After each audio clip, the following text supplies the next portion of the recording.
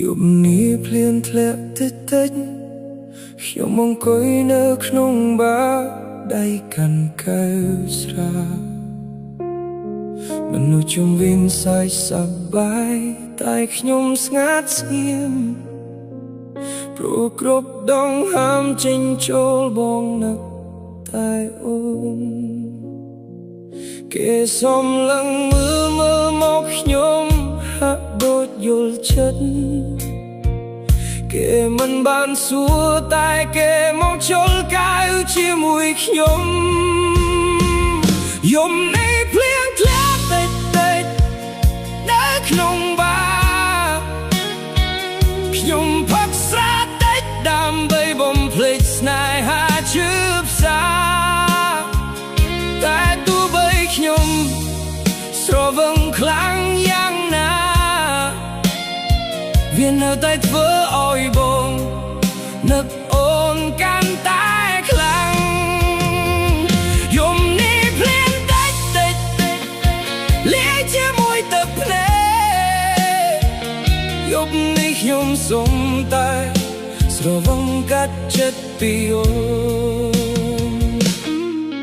បទចម្រៀងកំពុងលេងដូចជាដឹងរឿងខ្ញុំរលពីពេកនៅក្នុងបទណូតដូចជារឿងយើងខ្ញុំសើចតែម្នាក់ឯងរួចយំតិចដៃកាន់កែវស្រាព្រោះខ្ញុំខូចចិត្តរឿងស្នេហាដោយសារតែអូនបានទៅបាត់ហើយខ្ញុំដឹងថាខ្ញុំងង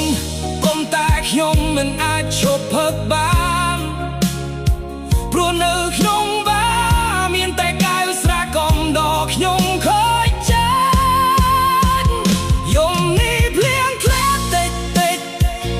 នៅក្នុងបារ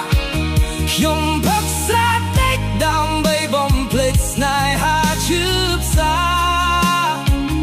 តែទោះបីខ្ញុំស្រវឹងខ្លាំងយ៉ាងណា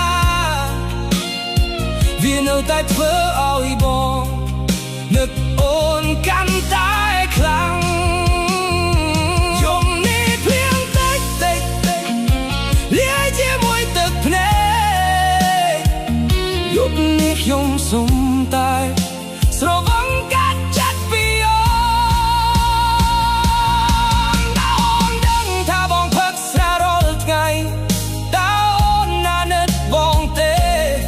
ព្រោះនេះជាវិធីតែមួយដើម្បីកាត់បន្ថយការឈឺផឹកស្រា Stop playing បងនឹកអូន